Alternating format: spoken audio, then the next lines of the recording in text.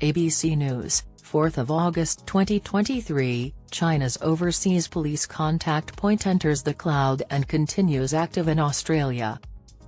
These are a component of China's campaign to intimidate, bully, and retaliate against those who oppose China's atrocities.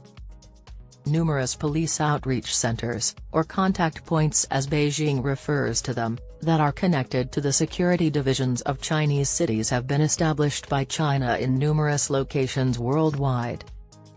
Human rights experts are concerned the contact points could be used to intimidate Chinese dissidents abroad, despite Beijing's insistence that they are staffed by volunteers and intended to assist Chinese citizens abroad with administrative tasks like renewing national identification cards, passports, and driver's licenses.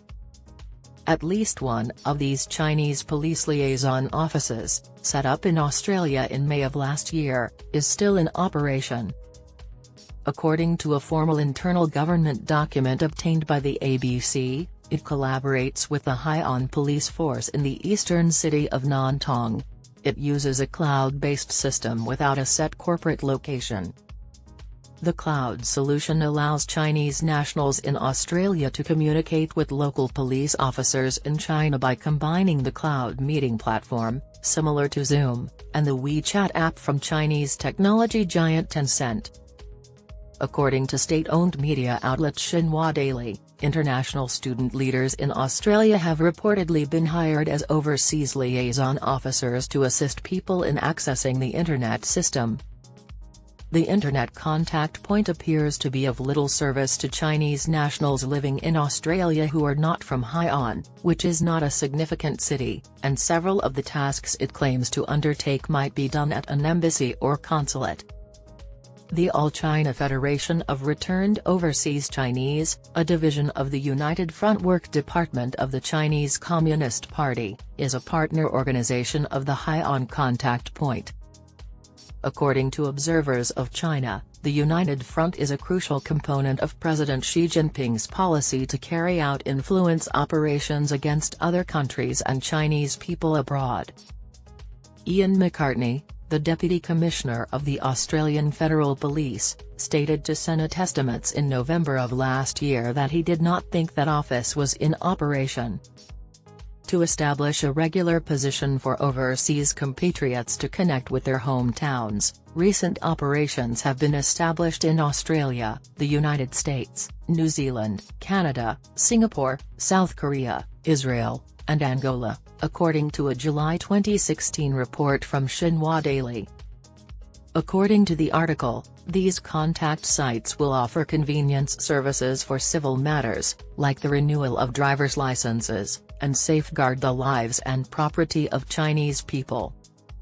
However, given that consulates or embassies could easily carry out their functions, some observers have voiced worry that these overseas police liaison services may be a component of China's surveillance efforts in Australia. Closely regulated networks of Chinese spies. According to a government document, the Hai'an administration will create a tightly organized network and follow the Great United Front policy. The cloud-based system in Australia was operating, a Nantong Hai'an police spokesman confirmed to ABC. She stated that a previous physical contact point associated with the Nantong authorities was inactive and stopped providing its services during the COVID-19 outbreak. The Australian Nantong Association, connected to the United Front Work Department of Nantong City, registered the address where that contact point was formed in 2016 in the Sydney suburb of Rydalmere. The ABC has contacted the Australian Nantong Association several times for comment. The international human rights organisation Safeguard Defenders has discovered similar activities in over 80 locations worldwide during the past year. In February, 2 Americans were accused by the U.S. Department of Justice of obstruction of justice and conspiring to operate as Chinese government agents without informing U.S. authorities. This has raised concerns about whether authorities in Australia have been aware of the contact sites. The Australian Federal Police has received multiple inquiries on Chinese police operations, according to a representative for the organisation. The AFP is unconcerned with this situation. The representative said that this position had not changed. The Foreign Influence Transparency Scheme has not recorded any police contact points in Australia. The department in charge of that program, the Attorney General's office, stated that it was aware of media stories and treating the claims of a Chinese police presence in Australia carefully. The Chinese embassy in Canberra emphasized in a statement that China has no so-called overseas police stations at all, and the relevant service platforms of overseas Chinese organizations are engaged in activities such as helping Chinese citizens who are having difficulty returning to their home country. Local eager overseas Chinese organizations provided relevant locations, and volunteers are local enthusiastic neighbors rather than Chinese police officers. They added that some services had been converted to online processing and that the service station had been shut down, noting that they had no employment link with any sections of the Chinese government. They claimed that China has consistently upheld the ideal of not meddling in the internal affairs of other nations, scrupulously adheres to international law, and respects the judicial sovereignty of all nations. We call on the relevant parties to stop slandering China and disseminating misleading information. Chinese intervention in a civilized society is being pushed to its extremes. Former Chinese policeman Alex Deng, who now resides in the United States, said Beijing's national security police might be responsible for China's abroad contact points. According to Mr. Deng, many CCP operations involve playing the line ball, continuously testing the Western nations' lines. They figure they'll keep going if they take the chance and succeed. They will return the line ball if there are any concerns. According to Laura Harth, campaign director for Safeguard Defenders, inquiries into reports of Chinese police presence are ongoing in several nations, including Italy, the United Kingdom, and the Netherlands.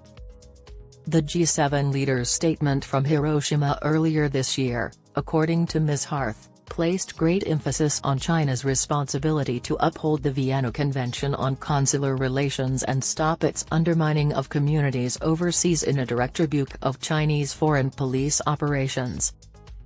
Particularly in light of the experiences of brave Australians who have endured ruthless international repression campaigns by the PRC, People's Republic of China, or its agents.